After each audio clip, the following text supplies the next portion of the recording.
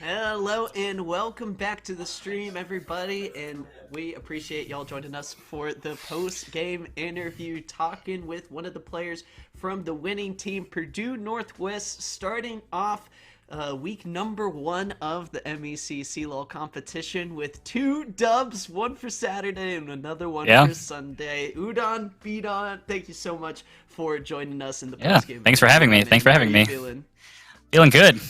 Just drink a double shot energy, so I'm kind of feeling it. Yeah.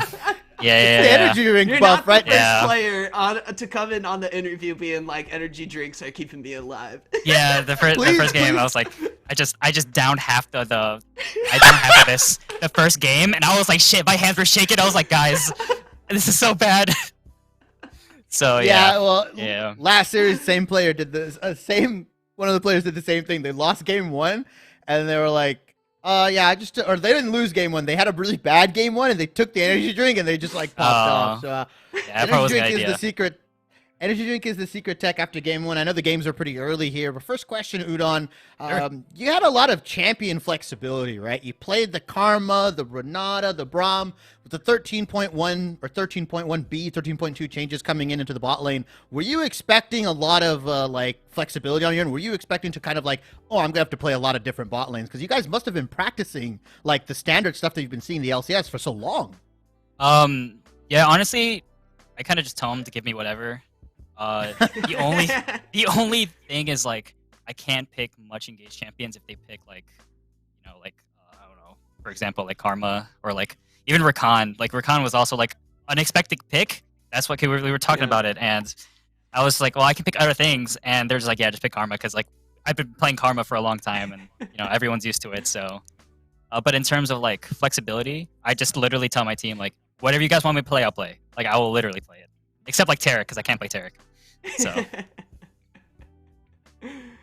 we got the gang showing some love behind you. I love seeing the cool Purdue Northwest esports chair as well. I'm curious with the squad in the facility, how's that been treating y'all? Are you guys comfy, feeling good headed into this season of CLOL? Well, our coach kind of forces us to play in the room. But, I mean, it's better overall because we're next to each other. It's a different environment when you're playing next to your team compared to on your own setup. It definitely is a morale booster. So, compared to playing at home, because, it's not, I don't know, it's just something about playing next to your team that just makes the game even more enjoyable. So yeah, absolutely. That's dope, man. I'm glad y'all get to do that for this competition. It's dope to see. Yeah, that's why we love it. Yeah, and kind of walk me through, game 1. It was a back and forth. You said it earlier offline. We kind of threw a little bit. You got mad.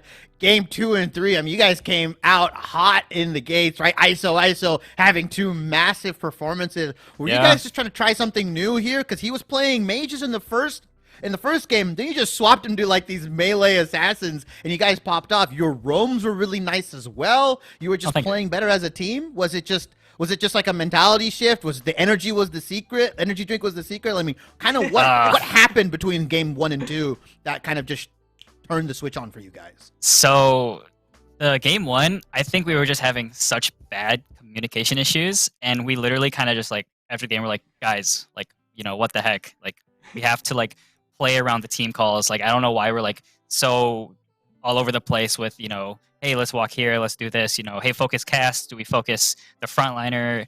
And by that time it was, by the time we made like the correct decision, it was already too late because Cassiopeia was already 1v9.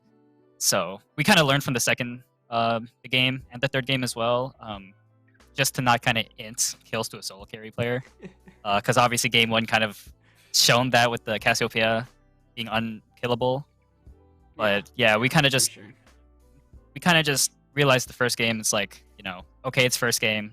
Let's, rebuttal. Let's get our shit together, and thank the Lord we came through and pulled off this victory today.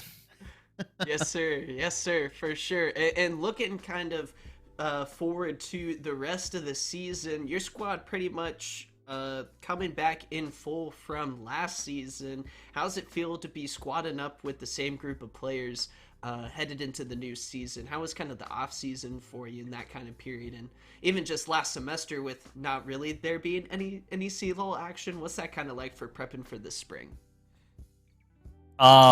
So for off season, I think we kind of took like a mental break, and we kind of were already mad at the fact that we threw our lead semifinals against Ottawa, but we have a new top laner and he's improving really fast, and we've always been playing with the the same squad and it just feels great. So Happy birthday oh my god. to you. Sorry guys. Happy Perfect. birthday to Oh my gosh. you. Happy birthday. Happy birthday. UdonBdon. Happy birthday to you. Oh my god. Oh my gosh. Thanks guys. Thank you. Sorry about that. Sorry. Oh my gosh. Sorry. What did you ask? I was just asking about the overall off-season vibes and what was the mindset for you guys being able to return together into this upcoming season. Okay, yeah. So off season, as I said, we took a mental break. We all knew that this season was going to be more tougher than usual, just because of the teams that we typically play against got better players. Aside from that, I think we've just kept the same type of play style, the same type of treatments.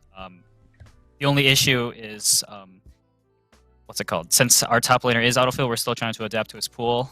But aside from that, I feel like we're super strong. We're gonna do really well this season. I believe so. We have a strong team, and I'm looking forward to play every team that we haven't played yet. So.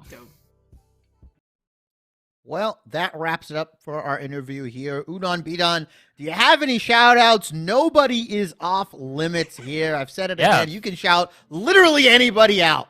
Yeah, shout out to my team, always pulling through. Shout out to my parents. Shout out to my coach. Shout out to my whole family. Shout out to, just being blessed to be here on stage, being opportunity to go to school. And, all my shout outs go to everyone across the world, and you two casters, thank you for casting so much. Shivy, Mac. So that's all I have for shout outs, shout out all my friends. And yeah, that's all I have for you guys. We appreciate the love, my man. Happy thank birthday to you. Hope Oh, the thank rest you. of the day is enjoyable. We appreciate you joining us for the post-game interview. Thank you guys, appreciate it. Awesome, man. Thanks.